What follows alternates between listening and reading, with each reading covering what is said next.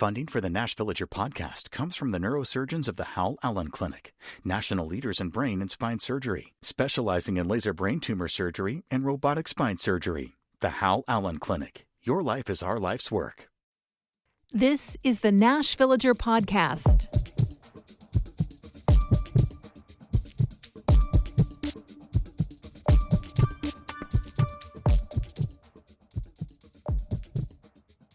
It's August 11th, 2026. On this day in 1865, a man named Gifford Pinchot was born. He's not a household name, but you've certainly witnessed his impact. Pinchot is considered by many to be the father of America's environmental conservation movement. He went into forestry as a career because he loved the idea of any kind of work that meant spending time out in the trees. The woods had always been his favorite place, even as a kid. He was horrified to discover that the conventional wisdom in that industry at the time was that trees were an inexhaustible resource. He couldn't co-sign the attitude of, who cares how many we cut down? More will grow. Pinchot championed a different idea, careful forest management. First as a private forester, then working for the federal government. He made sure there were scientific studies to understand woodland habitats and the importance of trees. He developed concepts that became instituted as best practices for maintaining the health of the nation's forests. He spearheaded the founding of the U.S. Forest Service and was its first chief. In that role, he greatly expanded the number of acres under federal protection from clear-cutting and development. I'm Nina Cardona, and this is your daily digest of what's happening around Middle Tennessee with context and backstory from Nashville Public Radio, WPLN News. Gifford Pinchot was pushed out of his office at the Forestry Service after he accused President William Taft and his Interior Secretary of being in the pockets of big coal. The Guggenheim family wanted access to Alaska coal fields. Pinchot said the Taft administration was letting them break the law in order to set up mining operations. It was a whole mess, and it basically boiled down to the idea that politicians were siding with business with little or no care for what it would do to the environment. In other words, it was the first verse in a song that environmental activists are still singing to this day. When Congress adopted this nation's fundamental environmental laws and created the EPA, there was a very distinct awareness that they were acting in a specific moment of caring about the natural world, and that the moment may very well pass. So those laws were crafted to open a very particular legal door, citizen lawsuits calling for the enforcement of federal law. And now, Tennessee is one battlefield where right-wing legal groups and conservation-minded nonprofits are fighting over whether those lawsuits should continue to be allowed. In the past few years, Appalachian Voices, the Center for Biological Diversity, the Sierra Club, and the Southern Environmental Law Center have all sued the Tennessee Valley Authority over the utilities expansion of power plants that pollute the air by burning fossil fuels. Memphis Community Against Pollution took the Army Corps of Engineers to court when it approved a new pipeline through the neighborhoods in that city. Currently, Earth Justice and the NAACP have a suit challenging the use of an unpermitted gas-fueled plant to power XAI's massive data center in Memphis. And here in the mid-state, Tennessee Riverkeeper sued the city of Springfield, alleging violations of the Clean Water Act. The crafters of federal environmental laws built in the option for citizen lawsuits like those for a couple of reasons. For one thing, legislators knew there were limited federal resources to go after polluters. They decided it would be helpful to tap into the way activist groups monitor local situations. They figured that if the EPA didn't or couldn't flag a violation, but an activist group did spot the problem, a lawsuit was the way for them to make sure it was handled. Secondly, citizen lawsuits were also recognized as an important check against government agencies that pollute. And just look back at that list of recent suits in Tennessee that I mentioned. Who was named in those cases? TVA, a federal utility. The Corps of Engineers, a military agency. The city of Springfield. Elon Musk's AI company seems like the outlier, but then you look at what's happened in that case, and maybe it isn't exactly. The Trump administration has stepped into those proceedings to advocate for the firm and asked the court to throw out the case. The logic employed in that request is very similar to what was put forward by the right-leaning Pacific Legal Foundation, and that's a group that stepped in to help represent the city of Springfield in the Tennessee Riverkeepers lawsuit. They say citizen-led lawsuits that are used as a means of enforcing the law and triggering federal fines aren't constitutional. They accuse activist groups of taking on a level of power that's reserved for the government. A report from the Associated Press suggests there's a movement underway to try and push the issue of citizen lawsuits all the way up to the U.S. Supreme Court. And there's some assumption that this panel of justices might be inclined to take that legal tool away from conservation groups. In just a few minutes, with fewer protections in place for American miners, black lung is on the rise again in Appalachia.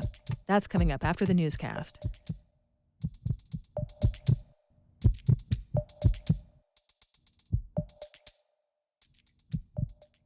Funding for the Nashvillager podcast comes from the neurosurgeons of the Howell Allen Clinic, national leaders in brain and spine surgery, specializing in laser brain tumor surgery and robotic spine surgery. The Howell Allen Clinic. Your life is our life's work. Nashville Public Radio is always here to keep you informed, whether it's the latest news or music you should check out. Every week, What Where Wednesdays shares the latest happenings taking place right here in Nashville by talking to members of our community, putting on events in your neighborhood and beyond. So tune in to What Were Wednesdays every Wednesday, and you can always find events at WNXP.org/events. Here's the latest from WPLN News. Tennessee is set to execute Anthony Darrell Hines on Thursday, but he and his legal team want the U.S. Supreme Court to stop that from happening. They want the state to appoint a special master, which means a court-appointed investigator, to look into whether Hines' rights are being violated. The state refused the request. The Supreme Court is reviewing the lower court's denial. The lawyers argue Hines' rights are being violated because of the Tennessee Department of Corrections' choice of contracted doctor. During a problem-free execution, the doctor is there to call time of death. But if the medical staff can't place traditional IVs in the arms, the doctor is tasked with placing a central line in a deeper vein. A doctor tried and failed to do that during Tony Carruthers' failed execution in May. All signs point to DDoC using the same doctor. Unless the courts intervene, the state will begin Hines' execution at 10 o'clock Thursday morning. Meanwhile, the Tennessee Supreme Court will consider whether Tennessee is violating Krista Pike's Eighth Amendment rights and subjecting her to a cruel and unusually painful death. Pike is scheduled for execution by lethal injection next month. Several days of hearings begin today in Knoxville, where the murder occurred.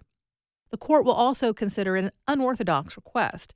Pike and her team say they would prefer she be hanged over being executed under the typical lethal injection protocol. The court appointed a special investigator to look into a long list of constitutional concerns. Many revolve around her PTSD from an extensive history of sexual trauma. But others focus on the harm the injection needles could cause because of her health issues, exposing her to unnecessary pain. Pike's legal team argues that a competent IV team and doctor would struggle to administer IV drugs into Pike. And since the department recently botched an execution attempt because of incompetence placing IVs and a central line, they raised questions about how things would go for Pike. Even in a worst-case scenario, the lawyers say she would experience pain for only seconds, making hanging a safer choice. So far in 2026, no states have used alternative execution methods, but last year, South Carolina and Alabama used them several times each, the first using a firing squad, the latter using lethal gas. Republican voters might not be as excited about the recent redistricting plan as their Republican representatives. That's one takeaway from last week's primary. WPLN's Mariana Bacallao reports on how voters at the polls were feeling when they cast their ballots. Democratic turnout was up as voters in the new far-flung 9th Congressional District want to keep the seat blue. Walter Owens of Williamson County is against redistricting because he says nothing should be done to take away representation. Because for so long there was no representation. I came along at a time when there was segregation. I came up in segregated schools, and I think that you have to have those individuals who represent those communities, particularly those who suffered injustices, to be able to voice and to be able to have a role in being able to chart the future of our country. Owens is a Democrat, but of the Republican voters WPLN spoke with, most said they weren't all that excited about the candidates or the new map. Maggie Ware says she is in favor of redistricting, even if it meant she couldn't vote for the candidate she wanted. I mean, I just think as populations change that you have to make adjustments for that so that each representative represents an equal number of people. That usually happens once a decade when there's new census data. Lawmakers redistricted outside of that time frame because Trump called on southern states to create more GOP-friendly districts before the November election. And the fact is, the Republicans in the legislature didn't have to do this. That's Owen Sanford from the University of Memphis. They only did it because they were ordered to do it by the president. And there is just pure anger still out there about how this was done, and it did not need to be done. That anger is largely from Democrats, but Republicans have not been that excited. Especially people who are in these far-flung counties from Memphis. They don't see the real benefit here. Democratic turnout in last week's primary was up, with its growth more than 6 times that of Republican turnout. Mariana Baca-Yao, WPLN News. Well, last week, the Claiborne County mayor won his re-election bid, but there's one big problem. Joe Brooks died in late July. The 56-year-old was struck and killed by a motorcycle while he was out for a run. Early voting was already underway at the time of his death, so his name could not be removed from the ballot. WVLT in Knoxville reports the seat will be officially declared vacant next month, and a new mayor will be elected on the November ballot. The mayor's office was already reeling from the untimely death of another person last month. In a Facebook post, Mayor Brooks had credited his assistant with keeping things running at both his office and the courthouse. Sheila McNew worked there for 2 decades until her death in early July. Core Civic's profits from ICE contracts have risen 50% year over year. The Brentwood-based company runs for-profit prisons. Under the Trump administration, the firm is converting its idle facilities into detention centers. On a recent earnings call, CEO Patrick Swindle says ICE activity dipped earlier this year because of DHS leadership changes, funding uncertainty, and the use of ICE agents in airports as TSA. But Swindle says that's changing. There has been an increase in enforcement activity the last couple of months that we've seen reflected in increases in detention populations in our facilities and in the national statistics. Core Civic sold some of its facilities to the federal government to the tune of $2.2 billion while still operating them as detention centers for ICE. Swindle says the company is in talks to sell more if the number of people detained by ICE increases as projected. Dalton Etherly, a.k.a. Chud the Builder, is out of jail on a $1 million bond. Etherly faces a barrage of charges from a May 13th shooting outside the Montgomery County Courthouse in Clarksville. These include attempted murder, employing a firearm during a dangerous felony, aggravated assault, and reckless endangerment with a deadly weapon. Etherly has gained a large social media following from live streaming. News Channel 5 reports he repeatedly uses racial slurs and has gained the support of white nationalists who contributed hundreds of thousands of dollars towards his legal defense.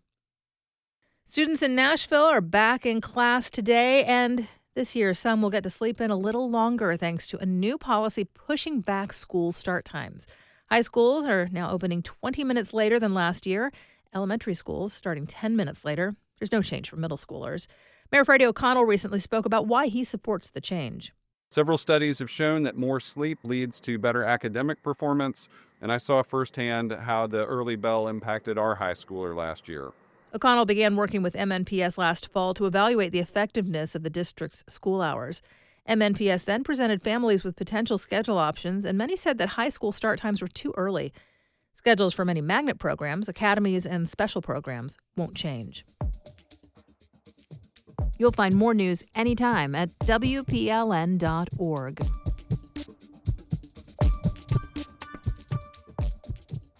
Federal health researchers say the most experienced Appalachian coal miners are suffering from an incurable lung disease at the highest rate in nearly half a century.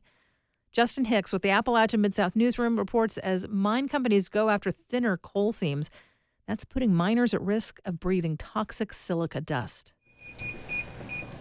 57-year-old Tim Balthus visits New Beginnings Pulmonary Rehab in Norton, Virginia twice a week. He lives with an advanced stage of black lung disease. And here he does light exercises like walking on a treadmill at just 2 miles an hour to help strengthen his lungs. This is a normal walking pace for me. If I'm doing this pace, not talking, but I'm carrying something, that gets you out of breath too. Balthus knows there's no cure, but he hopes regular checkups and exercises will grant him more time to celebrate milestones like family birthdays and graduations. God's not done with me yet. I've been obedient to him, and now he's given me back to see my grandbabies. New Beginnings director Marcy Freeman says more minors are coming through her doors. And what scares her is that they're younger and their lung disease is advancing more rapidly. I've never seen patients like this. I've never seen them this sick, this rapid of progression. It's just amazing to me that these men are able to walk around and live and breathe, that they're alive. Today, researchers at the CDC's National Institute for Occupational Safety and Health published new research. It indicates rates of black lung disease in central Appalachia are as high as they were half a century ago. As many as a third of longtime working underground coal miners may have the disease. Lead researcher Scott Laney says these rates of disease rival the 1970s. That's when Congress passed a law requiring mine inspections and dust control standards, and for 2 decades, disease rates plummeted. Laney says the recent growth is due to mining operations digging the thinner coal seams left in the region. Separating those small amounts of coal from a mountain requires cutting through lots of rock, which generates toxic silica dust. Now we're seeing almost all of these miners with mixed dust pneumoconiosis, which includes silica and coal dust. The National Mining Association represents coal companies, and they say safety measures to mitigate dusty mines have improved. But Laney says there's no question in his mind, but the prevalence of black lung disease is still growing. In the research, he wrote the data is a bellwether, not the remnant of an ongoing problem. Nobody is doubting this whatsoever. I mean, especially if you live here in Appalachia like we do. You see it at the post office and the grocery store every day. To curb this growing problem, the Federal Mine Safety and Health Administration created stricter limits on the amount of silica dust coal miners can legally be exposed to. But mining companies sued. The Mining Association says they support lower dust limits, but they want allowances for other methods to protect miners, like dust filtering helmets. Meanwhile, the Trump administration has frozen enforcement indefinitely. That delay really frustrates Drew Harris, a lung doctor in Southwest Virginia who treats patients suffering with black lung disease. It's outrageous that these are the numbers we see in 2026. We know how to prevent it. There's no mystery here. The Mine Safety and Health Administration declined to comment until the research letter was public. But legal briefs show the Federal Mining Agency is holding private meetings around changing the safety rules. So for now, it's still unclear what future silica dust protections may or may not be in store for coal miners. I'm Justin Hicks in Norton, Virginia.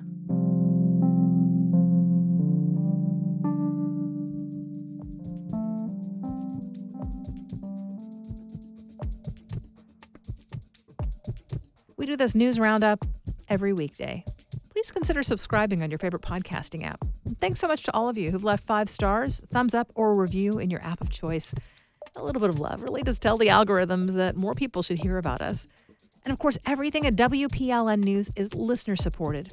You can make a donation at WPLN.org. And that's it for today. Thanks so much for listening.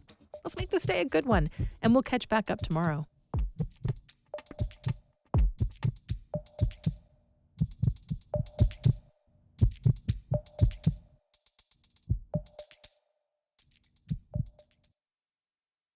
Funding for the Nashvillager podcast comes from the neurosurgeons of the Howell Allen Clinic, national leaders in brain and spine surgery, specializing in laser brain tumor surgery and robotic spine surgery. The Howell Allen Clinic. Your life is our life's work.